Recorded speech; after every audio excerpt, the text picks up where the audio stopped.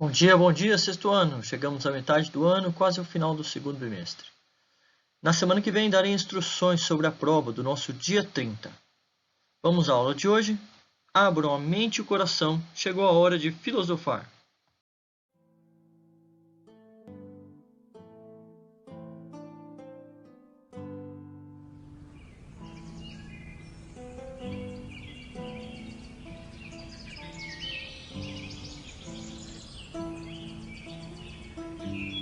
Vou deixá-lo aqui. Eu sei que não é o melhor lugar para ele, mas é que estamos sem dinheiro. E assim que pudermos, vamos levar a um lugar mais adequado para sua situação. Aqui estão seus relatórios, os remédios e esse aqui é o último exame dele. E nessa maleta estão todos os seus brinquedos. Tudo bem, senhora. É só assinar aqui e pronto. Maria, tá correndo de novo nos corredores. Quer fazer o favor de ir brincar com as outras crianças?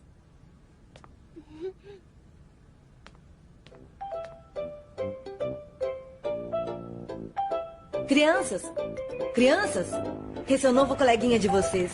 Como podem ver, ele é especial. E por isso vai precisar da ajuda de vocês enquanto ficar aqui, ok? Agora vamos à aula. Vocês lembram quando falamos da importância das vírgulas? As vírgulas, elas podem mudar o sentido de uma frase, fazendo com que ela tenha um sentido totalmente diferente. Aqui é o melhor lugar do pátio. Tem até uma sombrinha aqui, viu?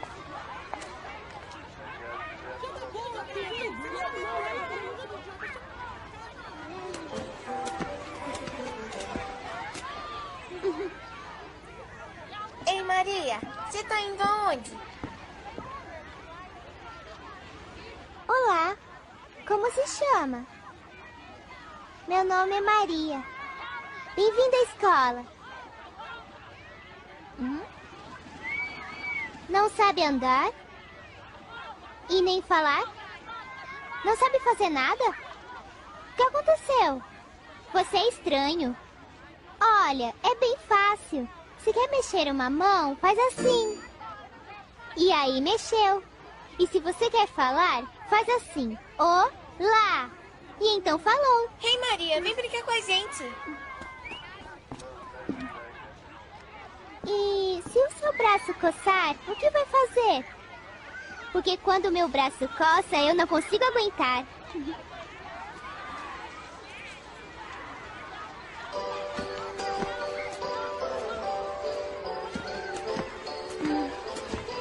Ô, Maria, o que você tem?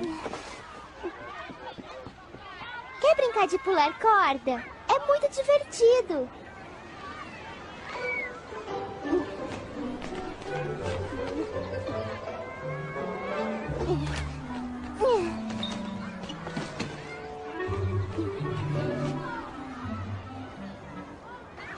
Maria está muito estranha.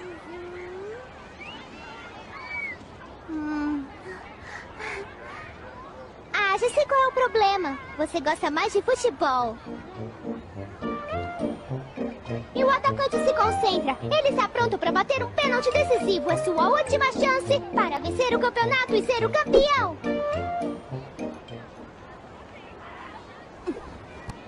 Mas que chute impressionante! Vai ser muito difícil para o goleiro defender essa.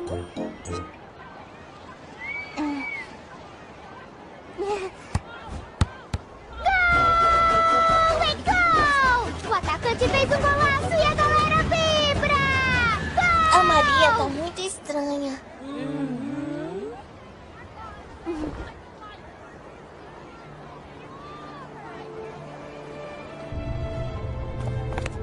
Professora, pode deixar que eu consigo levar ele. Muito bem, Maria, pode ir. Chocolate, chocolala, chocotete, chocolate. Era uma vez um príncipe e tinha um castelo com uma bruxa. 1, 2, 1, 2, 1, 2.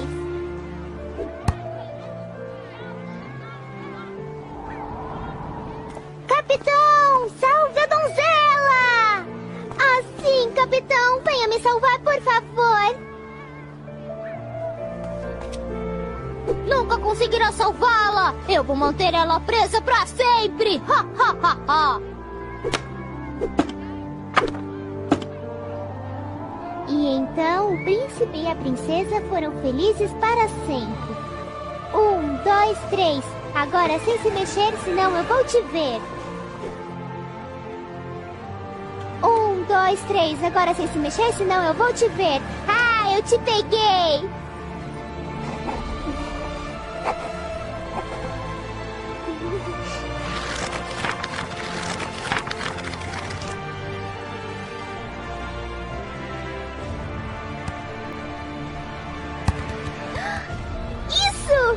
Você conseguiu! Você vai se recuperar e vai andar e então vai falar e aí vamos viajar para o mundo todo! Sabia que tem lugares que se comem formigas? Mas a gente não precisa comer formigas.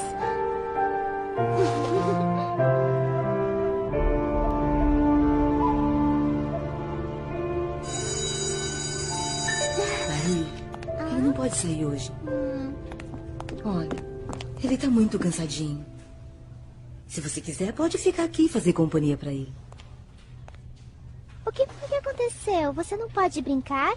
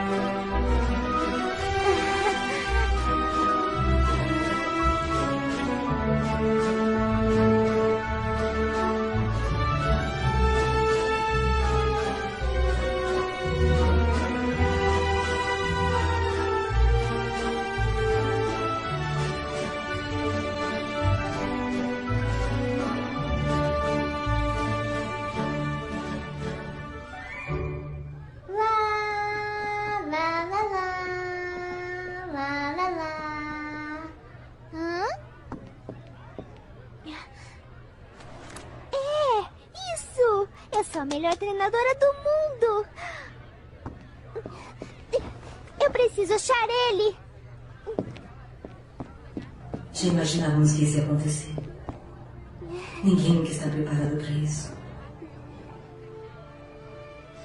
Pelo menos ele foi dormindo. Ele não sofreu.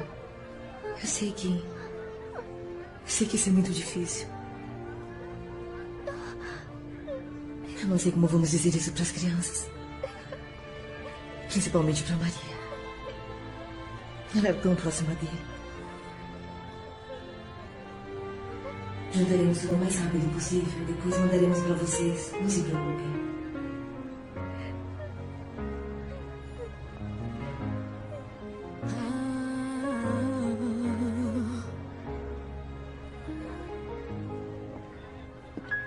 It's not fair. I'm talking to you upstairs. Are you there? You know I care. So please don't tell me that this is an empty prayer. No, 'cause all she has and all she's lost. I wish she could remember. I watch her face. Bom dia, classe. Eu sou a Maria, sua nova professora. I miss her. Na aula de hoje, falaremos sobre a filosofia e a morte. Como a filosofia enxerga a morte. A filosofia tem muitos ensinamentos sobre a morte. Esse tema tão amedrontador e instigante, interessante. Um dos gêneros literários que mais faz sucesso é o suspense, que sempre envolve mortes e mistérios. No cinema, as películas de terror e investigação policial nos mantêm hipnotizados nas tramas de assassinatos. Quem morreu, quem matou, como, quando, onde, por quê? Em muitos países, a morte é tratada com apelidos, como se a palavra usada pudesse suavizar a única experiência pela qual todos os seres humanos têm a certeza de que irão experimentar. Expressões como passou dessa para melhor, bateu as botas, não está mais entre nós, ou o uso do verbo falecer no lugar de morrer, entre outras, são tentativas usadas por muitas pessoas para evitar falar da indesejada morte. No México, por exemplo, El Día de los Muertos é um dia de celebração. Os mexicanos vão para os cemitérios e levam bebidas e comidas, que eram as preferidas do morto, para celebrar junto com ele os momentos compartilhados em vida. Famílias inteiras se reúnem em torno dos túmulos, cantam e tocam as músicas preferidas daquele que se foi. É um momento de união e celebração que garante a melhor forma de homenagear quem se foi e consolar aqueles que ficaram, mantendo vivas as memórias do defunto. Mas e para a filosofia, o que é a morte? Schopenhauer, um dos mais ilustres pensadores alemães do século XIX, afirmava que a morte é a musa da filosofia. Um parênteses.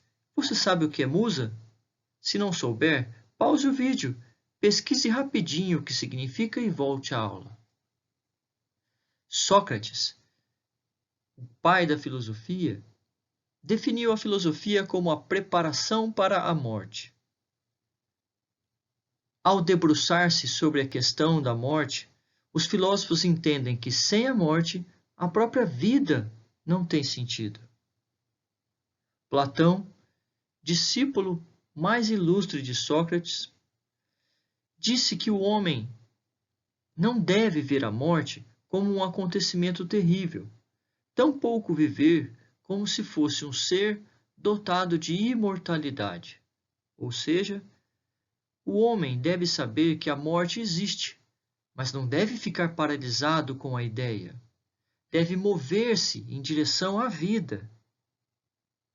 Além de suas próprias ideias, Platão escreveu toda a história de Sócrates, que era seu mestre. Quando Sócrates decidiu não renunciar, não abrir mão de suas ideias e ensinamentos, foi condenado à morte. Deveria beber um veneno mortal, a cicuta, um chá feito a partir de uma planta, que paralisa o corpo aos poucos. Primeiro são paralisados os movimentos, depois os órgãos internos, até parar o coração. Há quem diga que é uma morte indolor, um grande sono. Momentos antes de tomar o veneno, Sócrates teria dito: enquanto eu puder respirar e pensar, jamais deixarei de praticar a filosofia, de buscar a verdade e de ajudar todos os que cruzam meus caminhos a buscá-la também. Epicuro, que viveu antes de Cristo, acreditava que o princípio da vida feliz era controlar nossos instintos e impulsos. Epicuro foi um dos criadores da corrente filosófica conhecida como estoicismo, que pregava que devemos ter uma vida simples, com um consumo consciente, usando o mínimo dos recursos naturais. Essa teoria veio muito antes do que se chama hoje de minimalismo. Para os estoicos, corpo e alma devem estar equilibrados através do uso da razão com moderação, ou seja, nada deve ser feito, pensado ou consumido em exagero. Um dos grandes méritos de Epicuro foi ter contribuído para libertar as pessoas do medo, sobretudo do medo da morte. Ao considerar o fim da vida como um processo natural, inevitável, o filósofo dizia: a morte é uma caixinha de surpresas. Enquanto eu existo, ela não existe. E quando ela existe, eu já não existo. Schopenhauer considerava a morte como a chave para entender a filosofia. Enquanto a filosofia permanece desconhecida, o homem vive de forma tranquila. Ao entender o significado da vida, é que o homem passa a ter medo da morte, pois adquire consciência de que um dia o seu corpo terá fim. Não o seu espírito, só o seu corpo. Já os animais vivem sem conhecimento verdadeiro da morte. Por isso, os animais não temem a morte. Para outro grande filósofo, Nietzsche, o homem vivencia a morte de dois modos: de forma covarde ou de forma voluntária. A morte covarde pode ser definida como a experiência da morte, como um acaso, inesperada e incontrolável, sem que possamos fazer nada para impedi-la. Já a morte voluntária é aquela em que o sujeito tem consciência de que viveu tudo o que pôde, que durante a vida teve experiências válidas, teve família, trabalho, amigos, dores e sofrimentos, alegrias e amores. Esse sujeito sabe, é consciente de sua própria existência, e ainda que não possa fazer nada para impedir a morte, sabe que houve vida em seu tempo na Terra. Outro filósofo, chamado Heidegger, defendia que o homem estaria ligado ao seu passado, de modo que todo ser vivo caminha naturalmente para a morte. Os conceitos de preocupação, angústia e culpa estão presentes em todos os seres humanos. Para ele, o jeito do homem se livrar desses males seria saltar para dentro de si mesmo, o que é uma metáfora, fugindo assim de sua condição comum, buscando o seu eu verdadeiro, ou seja, conhecer a si mesmo. Essa seria, para Heidegger, a melhor forma de enfrentar a morte. O último filósofo de hoje, Michel de Montaigne, disse que há duas formas de olhar para a morte: estudando-a e investigando-a. Assim, estudar a morte, investigar suas causas, levaria o homem a compreender a morte e, portanto, não temê-la, já que temos medo do que não conhecemos, do desconhecido. Você não teme amar alguém. Você teme é não ser correspondido nesse amor, nem saber se a pessoa amada gosta mesmo de você. Nós não temos medo do avião cair. Nosso medo é saber se vamos sobreviver. E como será quando o avião bater no chão? Ou seja, temos medo do desconhecido, do que não temos controle. Assim como você não tem medo de tirar nota baixa. O seu medo é não saber qual será a reação dos seus pais. Montaigne dizia que pensar sobre a morte é pensar sobre a liberdade. Para alguns, a morte é a mais horrível das coisas horríveis. Para outros, o que mais poderia acabar com o sofrimento dessa vida, senão a morte? Na teoria dele, aqueles que não temem a morte são mais felizes. Enquanto alguns esperam a morte, trêmulos e apavorados, outros suportam-na mais facilmente do que a vida, pois compreendem o que a morte é, podendo assim se concentrar em viver. Um exemplo prático. Ao soltar pipa, você sabe que não deve usar cerol nem empinar seu papagaio perto da rede elétrica. Compreendendo e respeitando isso, você vai se concentrar na alegria de soltar a pipa, na subida com uma pequena corrida, no prazer de vê-la lá no alto, balançando ao vento, toda colorida, dando toda a linha ao carretel. E quando chegar a hora, você vai recolher toda a linha, sabendo que a brincadeira acabou, que chegou a hora de ir para casa. Por isso, caro aluno, deixo aqui o meu conselho. Não tema a morte. Concentre-se na vida, em tudo o que você pode e deve fazer, nas coisas que quer aprender, nos lugares que quer conhecer, em se tornar alguém melhor, mais feliz, mais próspero, mais saudável de mente e corpo. Viva! Viva o agora, pois é o único momento e é uma bênção até no nome. Se chama presente. Desde a pré-história da humanidade, o nascimento das religiões simbolizava a busca por respostas para questões da existência que o homem não conseguia compreender.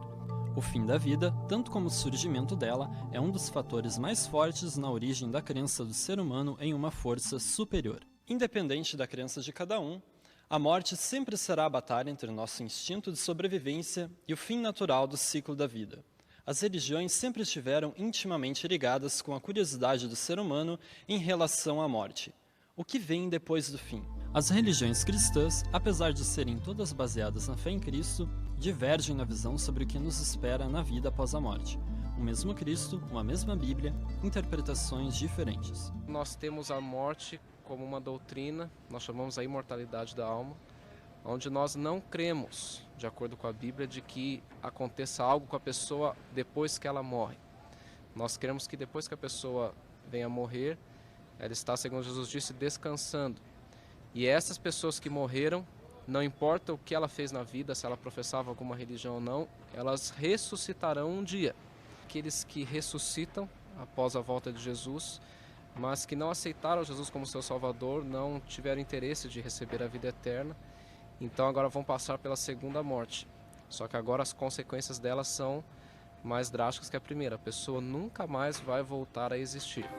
O Espiritismo, que surgiu oficialmente no final do século XIX, é a doutrina religiosa cristã mais peculiar no cristianismo popular. Ao lado do Evangelho de Jesus Cristo, está a ciência tentando provar a existência do espírito habitando o corpo humano. Um grande recado que a doutrina espírita trouxe para o mundo é que ela matou a morte. A morte não existe, porque o espírito é eterno. Da mesma forma que nós estamos aqui, uns têm um conhecimento de uma certa coisa, outros têm outro, tem um nível de evolução, nível de entendimento das coisas. Na hora que você desencarna, você também vai continuar com esse mesmo nível. Não é porque você desencarnou, que você não foi uma boa pessoa, que você vai direto para o inferno. Ou porque você foi mais ou menos, foi uma pessoa boa, vai direto para o céu. Não, você vai continuar seguindo a tua vida. A relação do divino com a morte na perspectiva das doutrinas pagãs não é muito diferente. Na corrente budista de Nichiren Daishonin, morrer é apenas o fim de um ciclo de elevação espiritual. O budismo entende a vida como uma coisa eterna, a eternidade da vida, contínua. E que nós temos uma missão e que nós retornamos para cumprir essa missão. E o que nós trazemos da vida anterior é o que nós chamamos de karma. Né? Karma é igual a ação, né? Então a vida é composta de um registro dessas ações, sendo positivas ou negativas, né? Elas regem a nossa vida. Então a pessoa entra em estado latente no período da morte e quando ela retorna, é como se ela desse continuidade àquela existência anterior. Em religiões pagãs como o Candomblé e a Wicca, que remontam ao início da civilização, a forma como se vive e morre está relacionada com o modo que as pessoas desfrutam de sua existência. A Wicca hoje, assim como muitas das vertentes do neopaganismo, são doutrinas reencarnacionistas, né? Acreditam na reencarnação. O paganismo ele acredita, diferente do espiritismo, né, da filosofia kardecista, que o conceito de reencarnação ele não é evolutivo, né? A alma ela volta à vida, mas não como de forma ascensão, de forma de crescimento. A Wicca não acredita em julgamento, né? A visão do paganismo não acredita, porque o julgamento pós-morte daquele Deus que está lá sentado no trono de ouro do céu, que está lá julgando, né? É uma figura, é uma divindade pertencente propriamente à cultura judaico-cristã. A Wicca e o paganismo, como vem a romper com esse tipo de visão de mundo, não acredita nesses princípios. Acredita que o ser humano tem a liberdade de escolher aquilo que ele quer e que ele pode escolher aquilo que é certo. Vida não é sofrimento, vida não é dor. Nós não resgatamos karmas de vidas passadas, né? Tudo que acontece nessa vida fica nessa vida, e tudo que foi planejado para esta vida é para esta vida. Essas mesmas ideologias religiosas que acreditam na evolução, elas acreditam também que a Terra é um lugar de sofrimento, de dor e de sofrimento. Então, claro, tu não quer mais voltar para um lugar de dor e sofrimento. Para que isso não aconteça, tu precisa evoluir fazendo ou tendo comportamentos que se acredita ser os mais corretos. E assim tu nunca mais reencarna, não precisa mais passar pela dor e sofrimento. Para nós não. A vida é boa. É bom nós estarmos aqui no meio de nossos familiares, de nossos amigos, das pessoas que conhecemos e das que vamos conhecer. Então a gente quer sempre voltar para cá.